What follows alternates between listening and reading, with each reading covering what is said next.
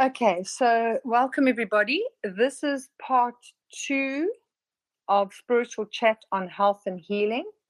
And today's date is Thursday, the 4th of August, 2022. So I'll do the talk and then we'll open for questions and answers at the end of the talk. So I was listening to the recording this morning to just see if it triggered anything more that I felt I needed to expand on. And I realized I made a mistake.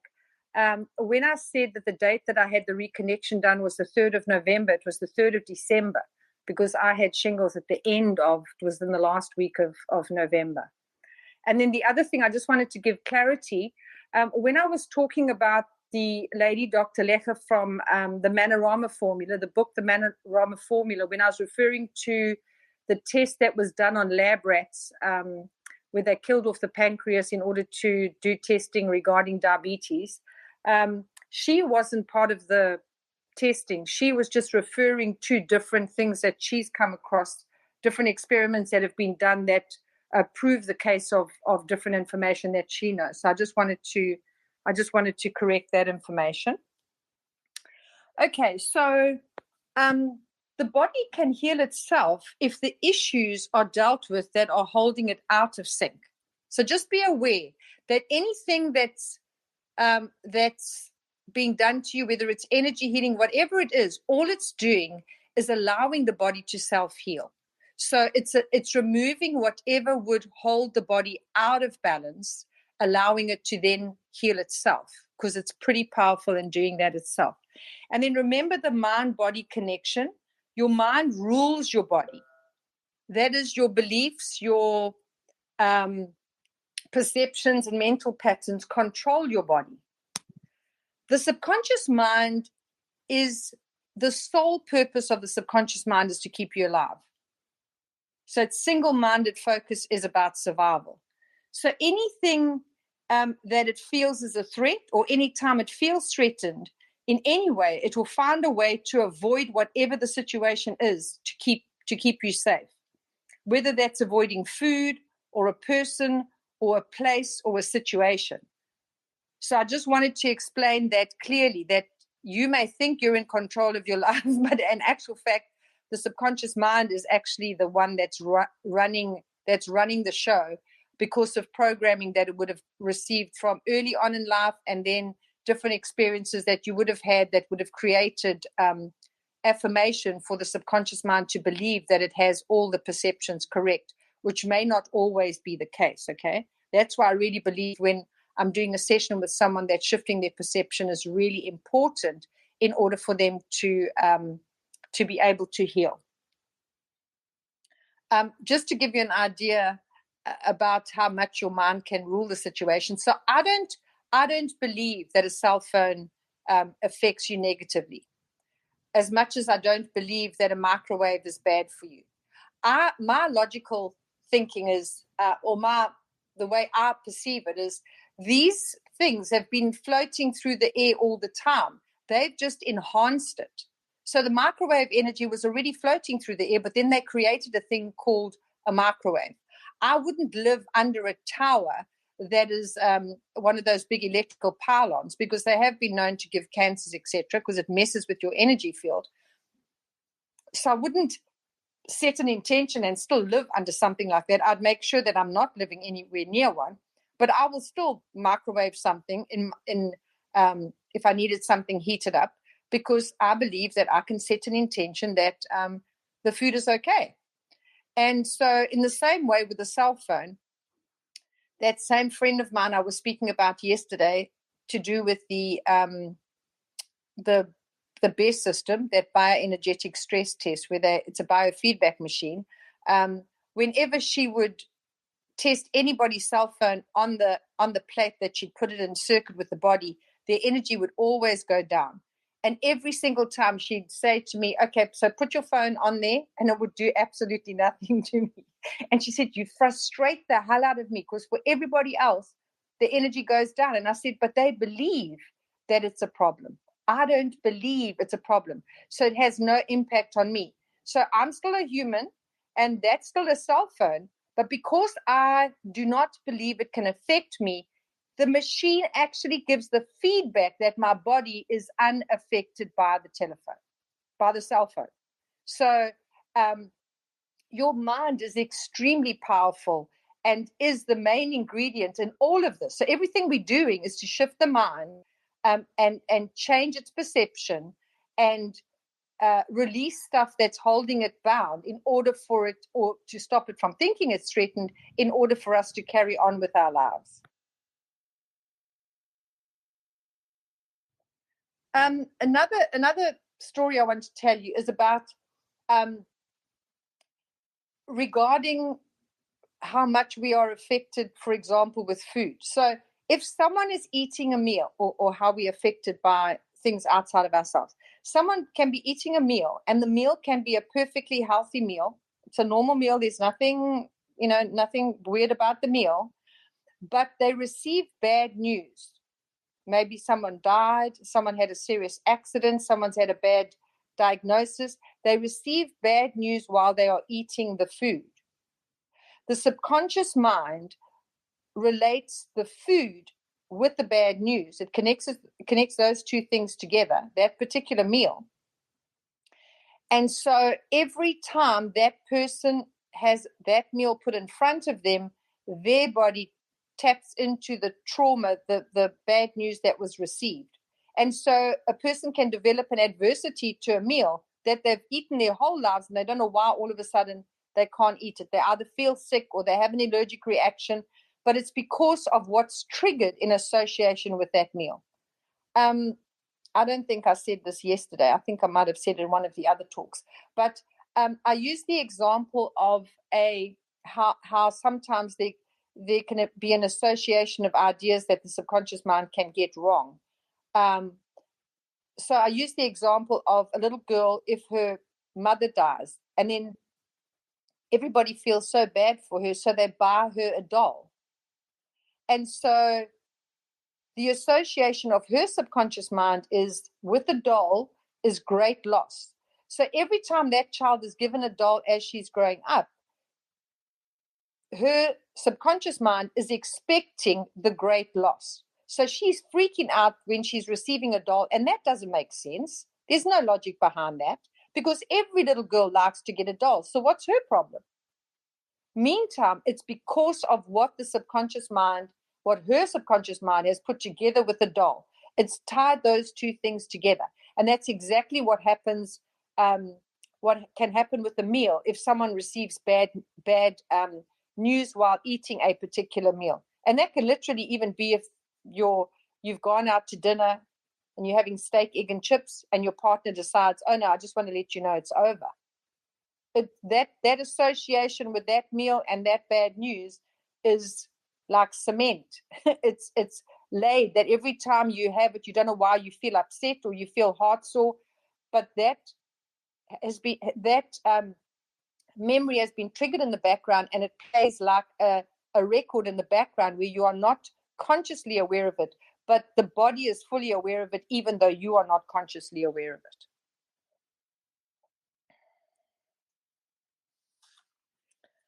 I want to speak about morphogenic fields. So a morphic field or a morphogenic field, Dr. Rupert Sheldrake is the one who coined the phrase. And what it means is that something has a place, or a person has a morphogenic field. So in other words, I have a morphogenic field. My work has a morphogenic field. This is not so much to do with the aura, okay? It's the aura of a place or an institution. Like the Lord's Prayer has a morphic field. The Om mantra and the different Buddhist mantras, those have morphogenic fields. For every person that says the Lord's Prayer, they add to that morphogenic field. For every person that does any of the Buddhic chants, they are adding to that morphogenic field, making it get stronger and stronger and stronger. And so anybody who's saying the Lord's Prayer for the very first time, the minute they're saying it, they are tapped into the morphogenic field of the Lord's Prayer. And so for all the multi-millions of times that has been said before, they get the impact of that. And that's why sometimes people can have a massive spiritual experience with something like that, because they've actually tapped into the enormity of it, not just the fact that they're saying that for the very first time. So just so you understand what a morphic field is, in South Africa, we don't have any ancient churches.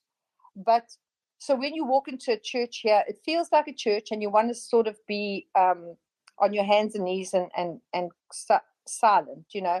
But if you go into any of these old churches like the ones in Europe, instantly you can feel the energy of the space. You can feel the reverence of the space. So you want to be on your hands and knees. You want to speak softly and or be silent in the space. That's what the morphic field is. Now, in exactly the same way, you get the opposite, where you can go into an area where the energy just feels bad, but you can't see what's wrong. But there could have been people could have died there. There could have been an accident that was really bad, and people died there. You would feel the energy of that space. And I think sometimes as well, there are certain areas that there must be kind of a portal where souls can leave if they want to leave, where they accidents happen kind of on that same place, on that same road, around about the same place. And I think sometimes it's just that the souls find it easy to leave at that point. But that's what a morphic field is. So people who do certain work, for each time they're doing their work, that morphic field would get bigger and bigger. Like with the courses that I've done, like let's say the conscious channeling course that I've taught, everybody around the world that's ever done my course, every time that they get into that connected space, it adds to the potency of that connected space, and it connects with me. So that whole energy field just gets stronger and stronger and stronger. So there's a very good well, I've got the DVD, but the what do you call it, video is on Gaia TV called The Living Matrix. I highly recommend you go and watch it.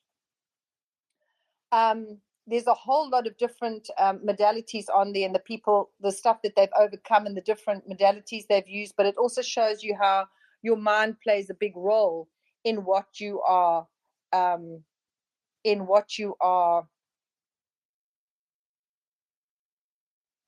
doing. Wanda, I didn't check if my sound is okay. Is the sound okay? Your sound's good. Okay, perfect. I couldn't remember if I'd gone and corrected the volume.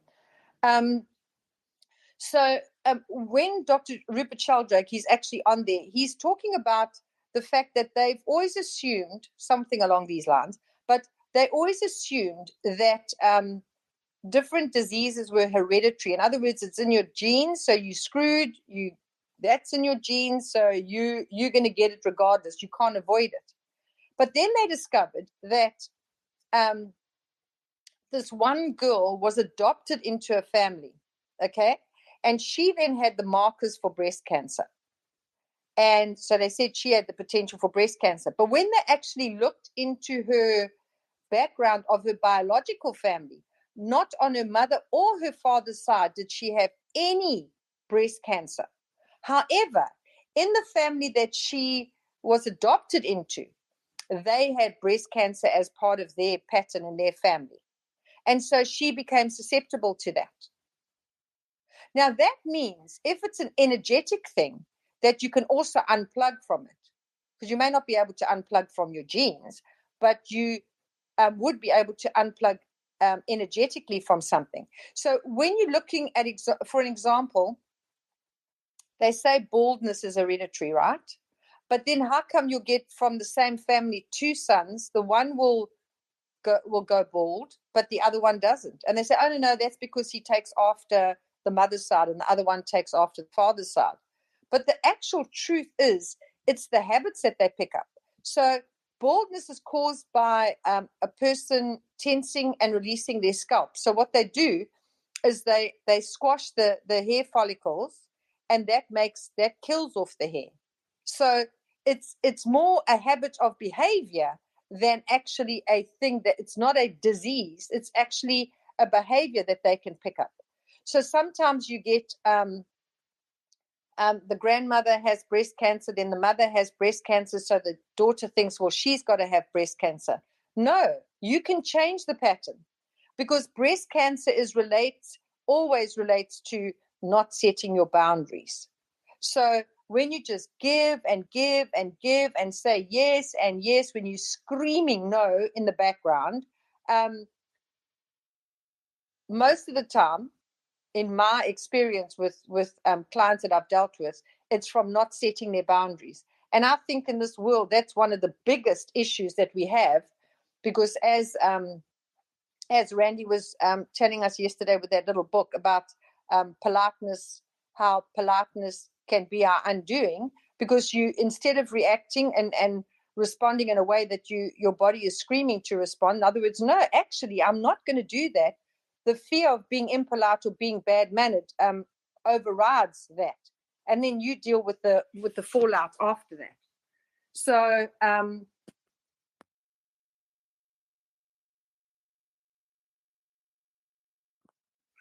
it's really important to understand how some of the things happen to us, and it's not necessarily the genetics, it can be behavior. Okay, so I wanted to get that across. Another thing I wanted to speak about is scar integration. So there was a study done regarding scars, or it happened quite accidentally. I love it when someone does something on a hunch and it ends up a huge discovery. So this woman had a frozen shoulder, and no matter about the fact that they were injecting Novocaine directly into the shoulder, it wasn't doing anything. No relief. But eventually she was scratching the side of her leg and of her lower leg, and it was the left lower leg, and yet it was the right shoulder that was frozen. Okay. And she had an old scar there, and it was a little bit inflamed. And so the guy, on a hunch, just decided to inject the Novocaine into the scar, and she got full motion in her frozen shoulder. And so when they investigated the whole thing further, they found that scars create a disturbance in the energy field. So a scar tissue can have a current of up to 1.5 volts. And this disturbance can travel along the fascia and can create a problem anywhere else in the body. And they speak about irritable bowel syndrome. They talk about tinnitus.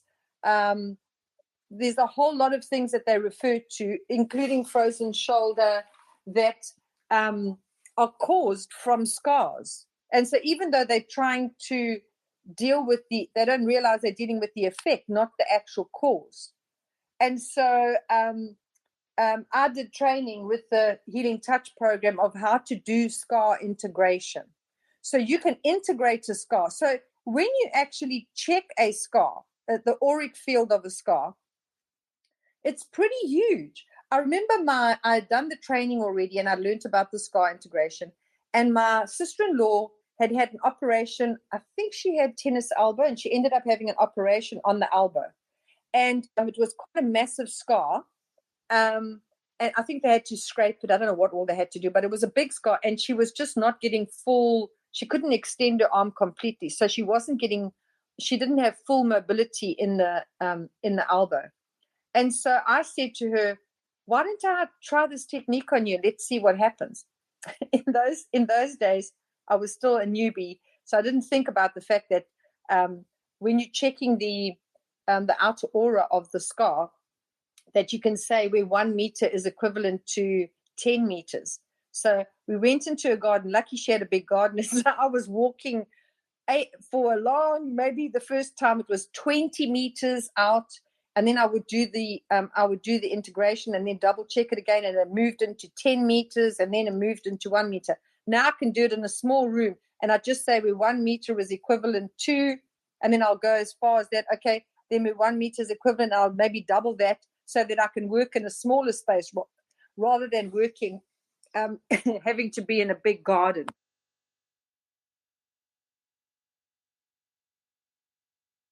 I don't know why my throat's a little bit dry today. So and then she got full mobility in her arm. I mean, it was absolutely gobsmacking. It was something that we took about it took about an hour to do. And afterwards, she was able to straighten her arm. She had not been able to straighten her arm. And so, and then there was something also on her, on the top of her foot, where she also was having pain in her ankle. And when we did the scar integration on the top of the foot, the pain in the ankle was gone. But the scar had nothing to do with the ankle. It was just a scar that was on the foot where something had fallen on her foot, or she'd kicked something that had created where she had to have stitches. So that's something to bear in mind for people who've maybe had operations and stuff, because maybe part of the problem is actually the scars and not so much we take painkillers and painkillers and painkillers, but maybe the painkillers are unable to sort it out, creating more problems, because in actual fact, it's the scars that are causing the pain. So that's something to bear in mind.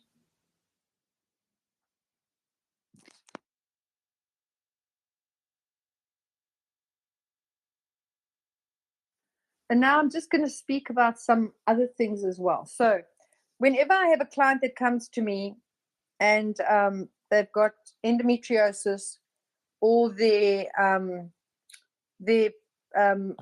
menstrual cycles are all over the place, but they're trying to fall pregnant and they're really desperate. By the time they come to me, they've tried everything else and they're just not coming right. I always ask them, when did you decide you don't want to bring a child into this world? And they kind of look at me all shocked. What do you mean? I said, when did you, because there's no reason for you not to fall pregnant. So you must have decided that you didn't want to have a child. So was there any time? And then they will remember when they were small, either because of what they observed when they were growing up, or when their parents had got divorced when they were small and they thought they're never going to bring a child into this world where it's got to have that kind of experience, or a myriad of reasons. Maybe they know how things are bad in the world, whatever the case may be. But they made it so passionately, like, I never want to bring a child into this world. I won't ever do that to a child. However, they grow up and they meet the one and they want to have a family. Well, as potent as they made that choice back then, it's going to block them completely. Because you can't be saying that and thinking that so deeply and then just think, oh, you can just flip it over. So, and it doesn't matter about the endometriosis or whatever. That's just the situation that the body has created to make sure that you never have a baby. And so I've had clients who've had, my niece had, what do they call it? Something 3, I don't know if it's called stage 3 or level 3. I can't remember the term that they use, endometriosis. And they kind of told her she's got very little chance of being able to fall pregnant. And so she'd come down here on holiday. And then I said to her, do you want me to give you a treatment? She'd, yeah. So I said, okay, tell me what's going on with you. She said, well, I'm really trying to have a baby now and it's just not working. But they kind of told me because of endometriosis and blah, blah, blah. And so I posed that question to her. And there had been a time when she had done that. So the one thing that I recommend is I say to her, in her case, I said to her, go back to that time, try and recreate when you had made that statement and undo it and choose that you do want to have a baby. So I get her to do that visualization and make sure that she does the choice differently and change it, and then do the healing around that, then do the energy healing around that. She fell pregnant within 6 months. Another client came under duress because she didn't believe in all this stuff. And the woman that had referred her to me had done all my courses and everything. And she had said, do you really want a baby or not? These people had already tried in vitro and all this stuff 3 or 4 times. They tried it over and over and over and over. They'd spent a fortune and nothing was happening. And so she came to me And then I said to her, so when did you decide you didn't want to have a baby? And she had completely forgotten something had happened also early on in her life. And she had also made the choice not to have a baby. And I did the same thing, made her make the choice differently, did the healing around it and healing all the stress about not falling pregnant, balancing all of that stuff. I think she fell pregnant within about 4 months, naturally, not having to go through IV or anything. She fell pregnant naturally with twins. And these babies are her babies and the other, my niece's babies, they're all big now. So it's not as if I just know they fell pregnant, but they lost the baby somewhere along the way. Those babies are absolutely fine.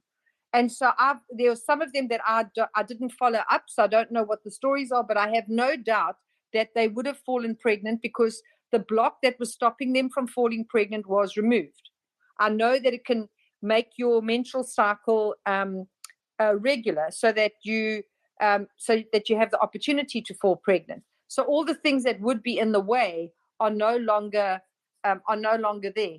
Endometriosis being in the sacral chakra area or sacral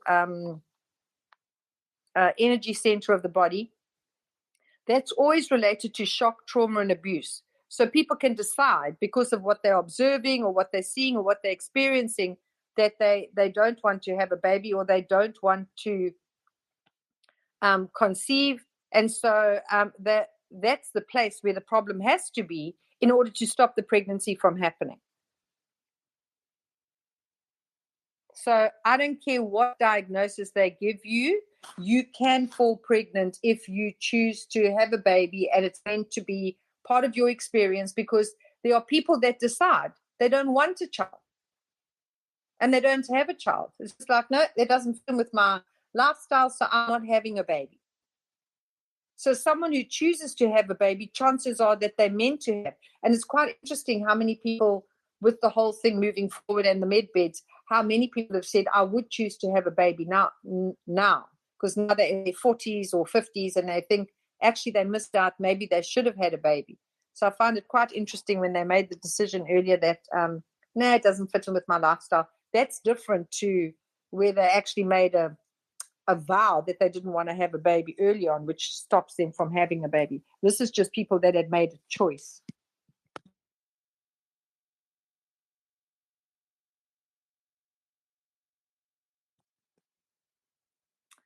And then things like craving sweets, it normally means needing sweetness in your life. So yes, I know they can say it's hormonal imbalance and they can give you all the reasons for. Remember, there's always got to be a physical something that's out of balance to explain what's going on. But the underlying issue is normally needing sweetness in your life. And I'm not talking about kids who just love to eat sweets. I used to eat lots of sweets, and I didn't not have sweetness in my life. They just, I liked sweets, and my grandmother never said I'm not allowed to eat sweets, so I used to eat sweets. So I think kids missed out on a whole lot by not being able to eat sweets anymore. Within reason, of course, because now they're bouncing off the walls. I don't remember bouncing off the walls, but I suppose all within moderation. And so some diseases are caused by specific things. For example, diabetes is a sugar problem. A sugar problem is relating to sweetness. So that's also relating to needing sweetness in your life or there being no sweetness in your life. So people who are diabetic, it's normally coming from, there'll be problems in their growing up or whatever that has caused them to, or where they felt they had no sweetness in their life and it manifests as a physical disease.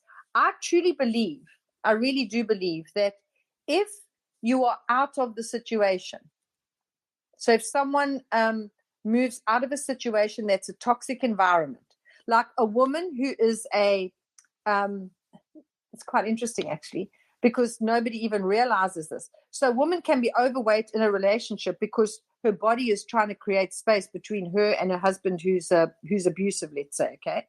Then when they get divorced and she leaves, she drops all the weight and she looks gorgeous. And they think, well, what's happened with her? She's no longer in the toxic environment. So there's no longer a need for her body to have the weight to keep the space between her and her husband, let's say. And vice versa. The same thing can happen with men. So in the same way, sometimes if a person is removed from a toxic environment, which may have caused them to be sick, whether it's diabetes, whatever it is, or cholesterol, those things can change. Sometimes not, because like cholesterol, blood issues, blood relatives. So even diabetes is really a blood issue, so it's to do with blood relatives. So people who suffer from high blood pressure or suffer from heart murmur, heart palpitations, well, that can be anxiety, so not really heart palpitations, but anything like anginas or heart attacks, any issues to do with the heart is relating to the heart, but to do with family, blood family. So if you can resolve your issues with your family members, that can help clear the stuff relating to what's manifesting in your body in that way. When I spoke about, I think it was on the relationships talk, so you'll find this pinned all on the wall, the screaming match, be able to release anger, resentment, and frustration with someone. It's an exercise that you can do, a screaming match. So you don't have to face these family members, but you sure as hell need to do the screaming match in relation to that to be able to release it.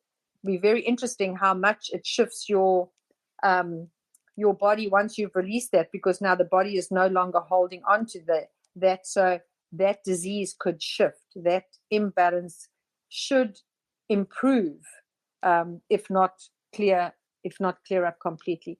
I always feel it's everything that I do. I also add the energy healing to that, because the energy healing clears the things, the triggers that are in the energy field. I've decided I'm actually going to do a talk on the power of energy healing as the next one, because everything that I was trying to do, that's why I was holding back when I was answering some of the questions yesterday, because I knew it's going to go into a whole nother direction. And so as I was making the notes this morning of what I need to speak about today, I realized that I actually need to do a whole talk on the power of energy healing so that I can explain all of that stuff in detail so people can understand. I didn't want to blur it with all of this, because otherwise I wouldn't have been able to finish all of this stuff. So the severity of the blood issue is the same severity of what the issue is with family.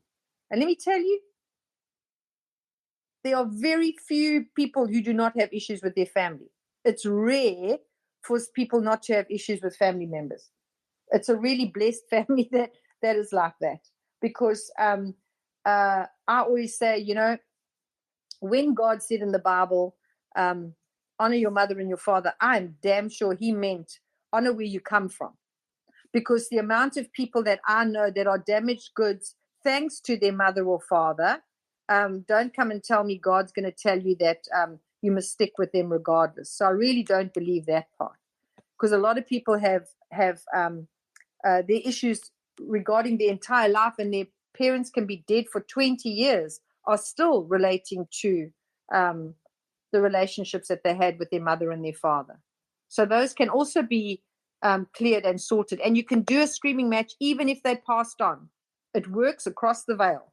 So I highly recommend if you have any of those kind of issues, because all of those kind of issues cause problems in the physical body. A lot of the diseases that are happening in your body and resistance that you have to accepting things in your life, not feeling deserving enough, not thinking that you're good enough for things, is all relating to that. So that screaming match is a really good exercise for you to do. And then remember, anything that's going on the left side of the body where there's an imbalance, now that's whether it's disease, that's whether you cut yourself, that's whether you kick your toe, or whether it's you've broken your leg or your hip is out of joint, whatever it is, the left side of the body is always relating to a female. That could be if you had a really mean grandmother or mother-in-law, any female in your life, best friend that takes your partner, whatever it is. It's always left side of the body is relating to a female that you have an issue with. And again, the severity is according to how big the issue is. And the right-hand side is the male, issues with the male. And then diseases like arthritis, rheumatism, rheumatoid arthritis is all about anger, frustration, and resentment. So it's always where the anger is not being expressed, okay? It's being sucked up. That's why if you notice, it's the nicest people who get arthritis, rheumatism, and rheumatoid arthritis. The people that scream and shout and don't give a damn, they never get that kind of shit because they let it all out.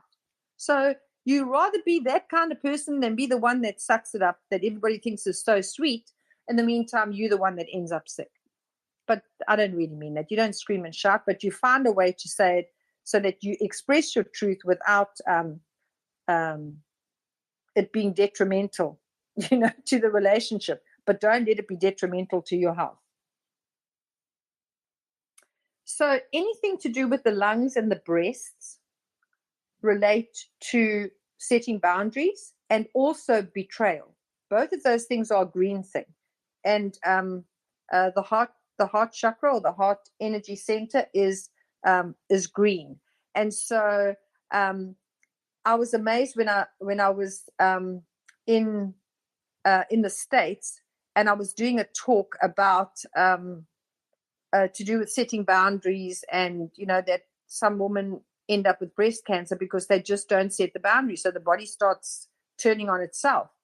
And there were quite a few nursing people on the course, and they were saying, do you know that just about every person that they knew that was in they were nursing sisters, had actually had double mastectomies?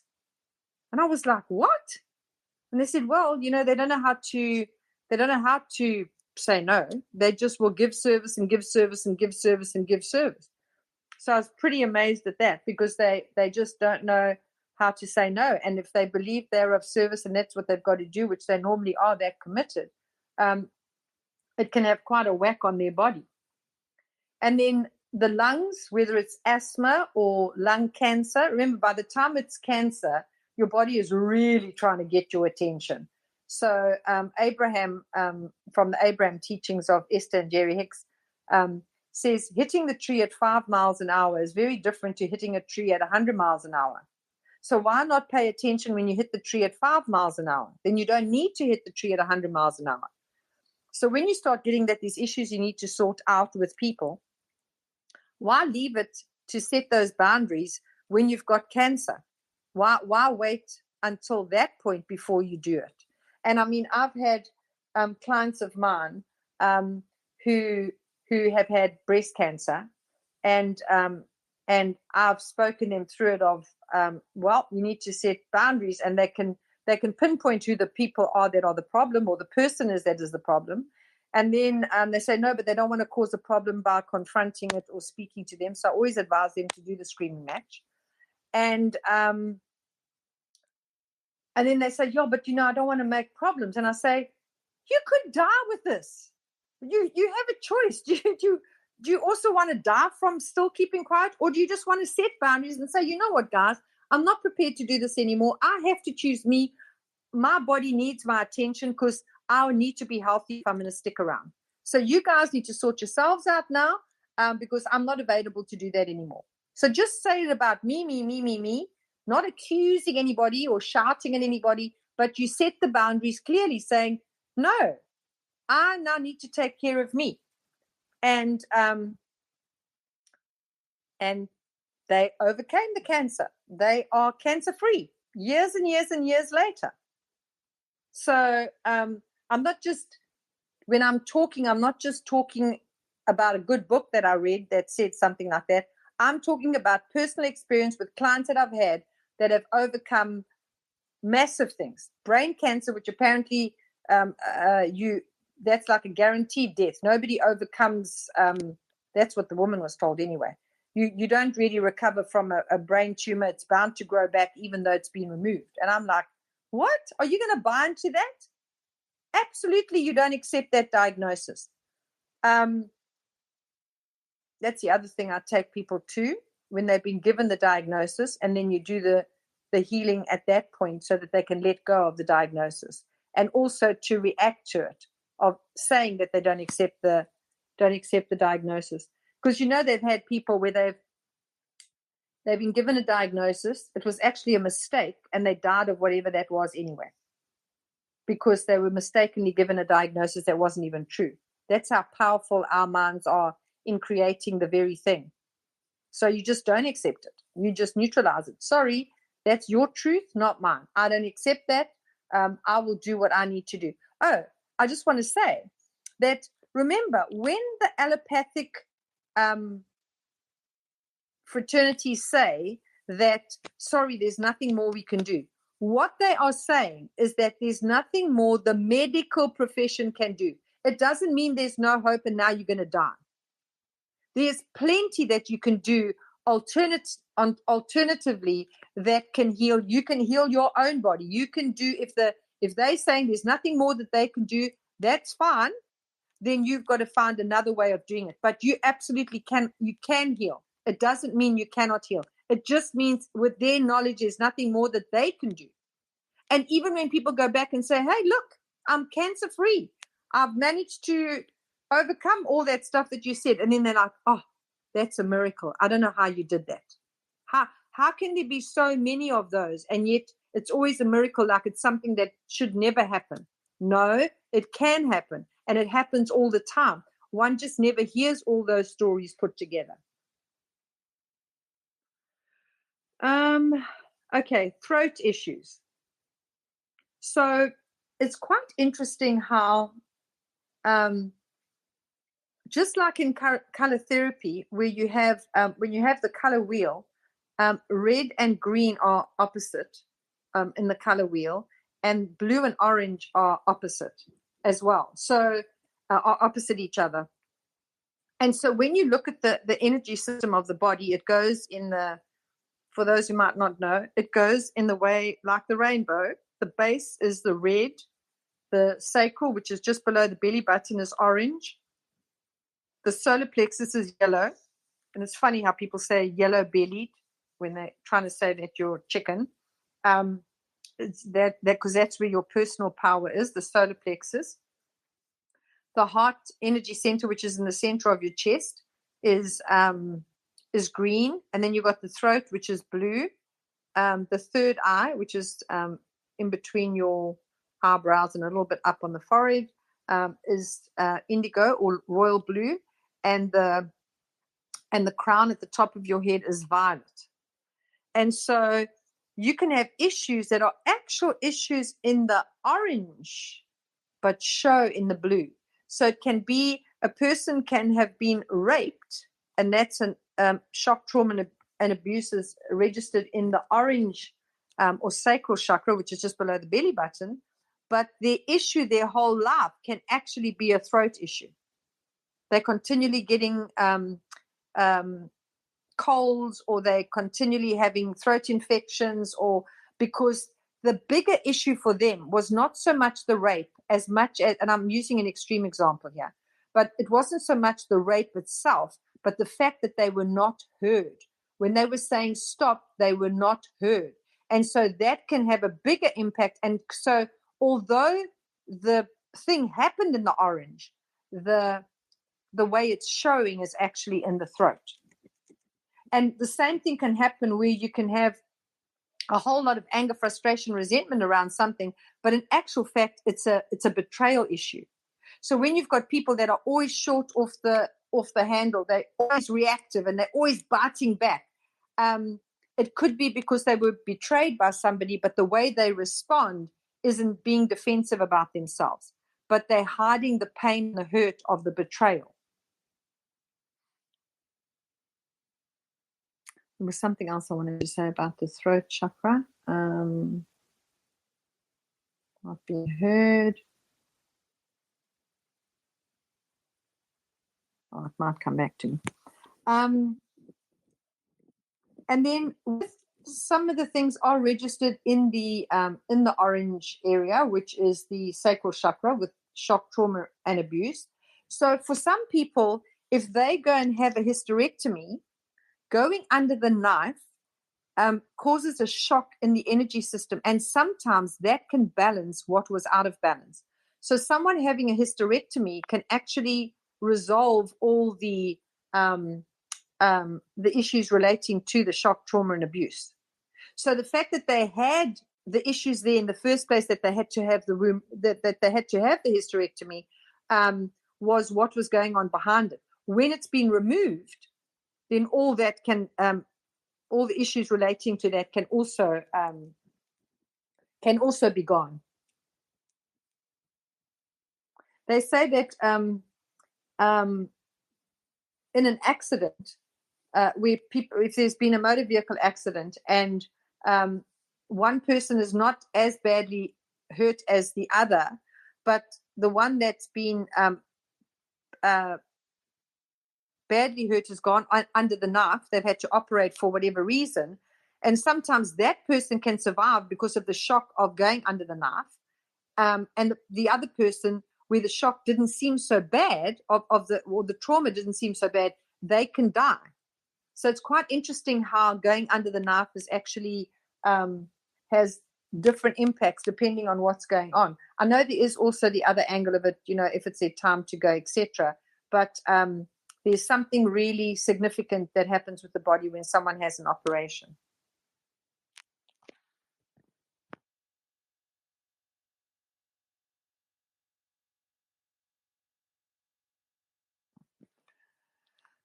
Okay, so I just want to tell you about intention, with setting an intention.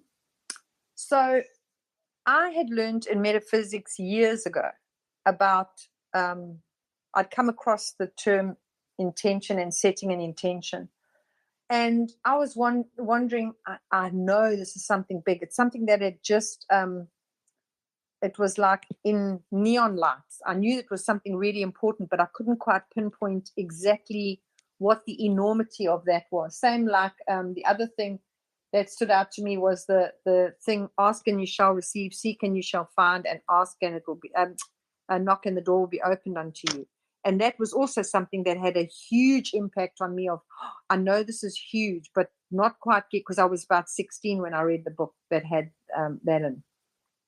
Anyway, so when I went into the energy healing training, they were busy talking, because everybody who had done the healing touch training in America, they had that as part of the curriculum of the nursing, of the nurses' curriculum. So everybody that was doing the training were actually qualified part of their nursing. So they knew where all the bits were in the body. So I had done biology in grade 12 or 8, 9, 10, 11, and 12, because you guys talk in grades, we talk in standards. So I knew a bit about it, but this is now years later, and I didn't know the exact pinpoint of where the ovaries were. And we were busy doing something where we had to do balancing over the ovaries or something. So I said to the teacher, I said to her, sorry, can you just tell me exactly where the hands need to be? She said, oh, no, just set an intention. And you're over the ovaries. And it was as if I'd got that flashback of that day when I was reading about intention in that book. And I said to her, hold on a second, what do you mean by that? And she said, well, if you just set an intention, you can be over the breast with the intention of being in the ovaries. You're over the ovaries. You're in the ovaries. And it was like, oh my God, how powerful is that? So it made me realize the enormity of our intention. And so understand that when you set an intention in your life, it is like God has spoken through you. Now, you can't set an intention in someone else's life. You've got to set the intention in your life. But when you set an intention about something, it makes it powerful for you and can neutralize any other influence around you regarding that in your life. So I told you yesterday about setting an intention when you are taking medication. so I had said about bringing through white light first and bringing it through your whole body, letting it go into the ground, and then going down the arms and out of your palms of your hands. Hold the medication in your hand and then set an intention, because just having the white light going into the medication, that automatically raises the vibrational frequency of the medication. So it's already altered for the good. And then you say, I set the intention that whatever my body needs, it takes, and whatever it doesn't passes straight through without any negative side effect to the body. And I set the intention that this be for my highest good. It has to be that. It cannot be anything else. Okay. Then the body knows exactly what it has to do with the medication. You can do that regarding food. You can do that regarding whatever you're drinking. Whatever goes into your mouth, you can set that intention. So I had an experience with a lady. There was a woman there were a few people that were really sick. And this lady, who was a psychic medium, she just decided to ask a few people who were healers doing different modalities if they would come down once a week for a month, once a week to her home. And she invited this group of people over that was suffering from different things. The one woman had breast cancer, and she was busy undergoing radiation treatment during that time. And then there were a couple of people with MS and other things. And so each of us were doing healings on each of the people. So it wasn't, I was doing it on all of them. So each healer was doing a treatment on every one of the people. Okay. So when I had the lady, the first time I saw her, the lady that was having the radiation on her breast, her coloring, she had no shine to her skin. Her coloring was really kind of yellow. She really looked terrible. And I said to her, "Is that because of the treatment?" She said, "I don't know. I had the treatment on Monday. So so how I am now is nothing compared to how I was on Monday, because I end up vomiting and really, really sick and all that." So I said to her, "Well, do me a favor. I want you to set an intention the next time that you go for treatment." I said, because it's all very well that they put lead all over your body and they only have the breast exposed that's receiving the radiation, but your whole energy field is getting the radiation. So that's why you're sick. It's not just the breast that's getting it. So I want you to set an intention that only the breast, only the part of the body that needs it is getting it. Everything else is not receiving it. Everything else is staying clear, and that the treatment be for your highest good, because we know that it's a bad treatment, but if it's the only thing that you can do right now, then let's do it that way. So she said, "Please, will you write it down for me?" So I wrote it down for her. So I was seeing her the next Wednesday, because we were doing this every Wednesday. And I know she had said that she would be coming straight from having the radiation on the Wednesday. And I was expecting to see her in a really bad way. And she came bouncing in the door full of beans. And I said to her, "Oh, did you not have the treatment?" She said, "Oh, no, I did." And she said, "And I did that. I set that intention. And I actually read it out loud, that all the staff were watching to see what the hell was going on. And the fact that I wasn't sick and I didn't have any negative reaction, they asked if they could make a copy of that so they could make all the patients that come through there to read that out loud." So that was pretty frigging phenomenal proof right there of how, first of all, it affects our whole energy field when you're having it, even though they've got lead all over the body, and the fact of how potent setting an intention is, and how it empowered her to be able to take charge of her healing process. So I thought that was pretty phenomenal. Then there was another lady, another client of mine, who she had been having chemo for 9 years, oral chemo for 9 years. Her oncologist couldn't believe that, and she was still working. She was a black lady, and she was a black woman who was a scientist. Okay, so she'd studied chemistry, but she's a black woman in a white man's work. She worked for a petrochemical company. And so these guys would continually, so if she had to go and check a particular storage unit, the big round thingies that stores all the oil or the petrol inside, the fuel inside, and they would have to go check because something's not right, they would swap the numbers around. So if it was 3246, they would say 3264. So they'd have her running around half the day trying to find the thing, and there isn't a thing that's got a problem with that number. So her amount of frustration and anger and stuff was eating her from the inside. She had leukemia. So the cancer was literally eating her up from the inside because of the toxic environment she was in. So she would drag herself to work, function all day, and then fall down at night. And so, thank goodness, by the time she came to me, she had been reading all the metaphysical stuff. She'd been studying the Louise Hay. So everything that I was speaking to about, she knew exactly what I was referring to. And so I then said to her, she was explaining, I love it when you're dealing with a scientist because they give you the scientific thing. Because she said, I've got leukemia. And what that basically means is that at my robot, when it should be a red robot, it stayed on green. And so I think it was red blood corpuscles just keep going because nothing's saying stop. And so it reminded me of something that was that they'd spoken about. I think Deepak Chopra spoke about it. I think maybe Louise Hay also spoke about the story of this boy who had a brain tumor. And so they had told him to do this visualization where he goes into like a little spacecraft and then he goes inside his head as if he's in outer space, but he's gone inside the top of his head and he must shoot the tumor. Okay. And so every day he would do this visualization where he was shooting the tumor and it would shrink and shrink and shrink. And then the one day he did it and the guns jammed. And he was devastated because he thought, oh my gosh, if his guns jammed, then it's not going to work. He could die.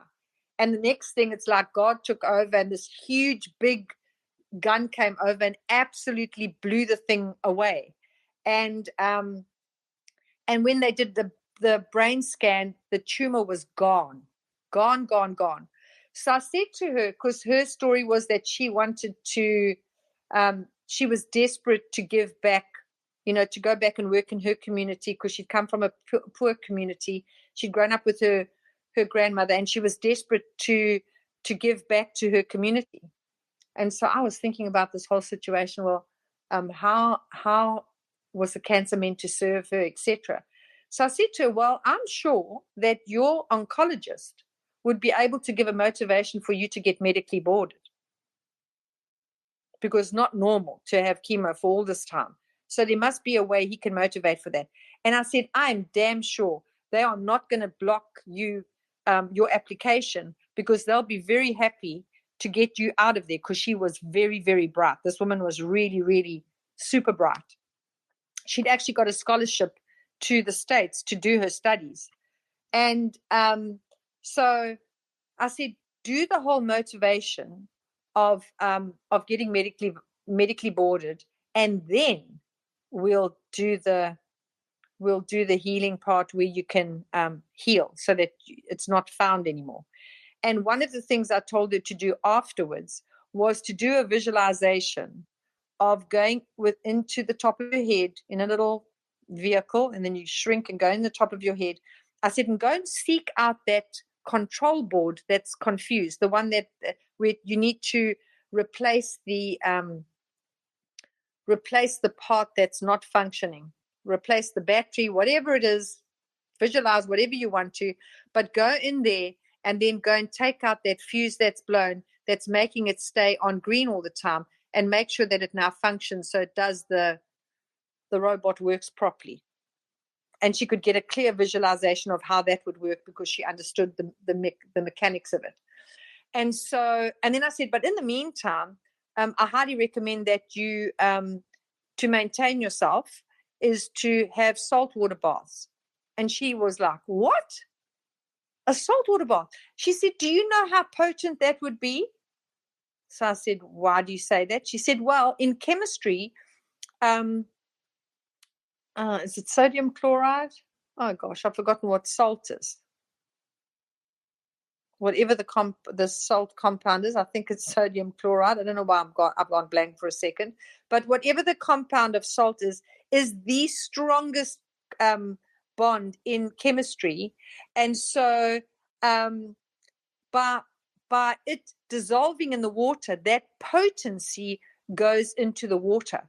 So it would have an effect on every cell in your body. The part that I knew about it is just that it does a whole aura cleansing. It's really good if you're very emotional or very stressed. It's really good to have a saltwater bath every once a week or once a month, because that's a really good way to maintain yourself. If your body is under stress, though, don't do it too regularly, because it can also cause it's a detox. So you don't want to do it where you're actually causing more shock to the body than you already are, because a detox is a shock in itself. So or a strain on the body. So you could have a saltwater bath once a week. To amp it up, to make it more potent, you could add a sachet of Epsom salts to that. And I've had some people say, oh yeah, no, I chuck a whole jug of Epsom salts down. I say, you can't do that. It's too much for the body. So if you have a saltwater bath once a week, then once a month, I would say put Epsom salts with it. And what you're doing is you're leaving you let it first melt completely, then you climb into the bath and you lay there for 20 minutes before you bath. And then you have the bath and then you get out. That's really, really good way to also maintain yourself, that you can take care of yourself, especially if you have lots of medication and all that kind of stuff, or you have a lot of emotional stress going on with you. That's a really good way to help yourself. Okay, what else is there?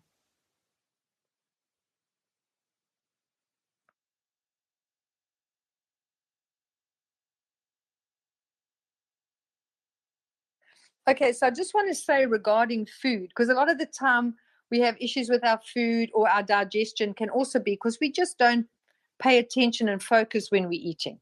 Okay, a lot of people eat on the run.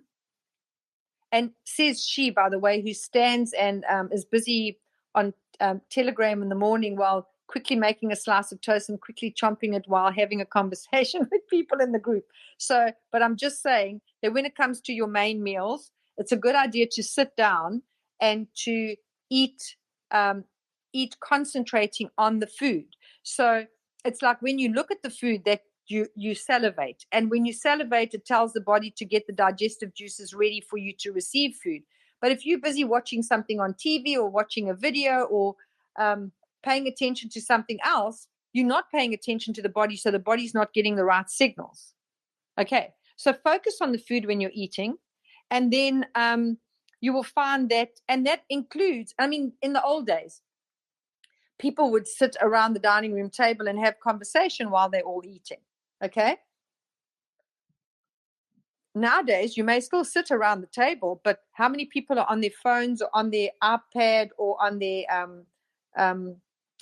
looking at something, a magazine or something while eating?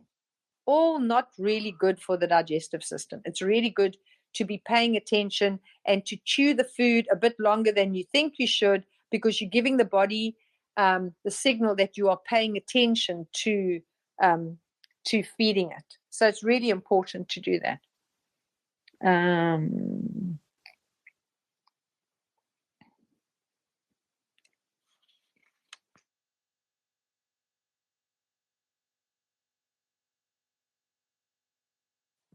Okay, so I just want to say regarding hold on a second. I'm sure there was something else I wanted to say. Oh no, this is it. Regarding the way the body can heal. So there's different ways you can approach the healing can happen, okay? So one can treat the energy field using different healing modalities to help balance the energy field, which helps the body to get into balance. Or you can work from a physical perspective where someone is having medication in order to rectify something, or an operation that helps rectify that. Or you've got the mental side of it, which is where you can use affirmations or visualizations in order to get the mental state right, to shift your perception, or clearing of sabotaging subconscious beliefs that holds those certain things in place. Or there's the emotional side. So you do things to make you happy. Play music that uplifts you, go walking, sit out in the sunshine, be in nature, do dancing, things that make you feel good, that bring you joy. Even if it's in short spurts. Remember, a positive like a positive word is 1,000 times more powerful than a negative word, or powerful.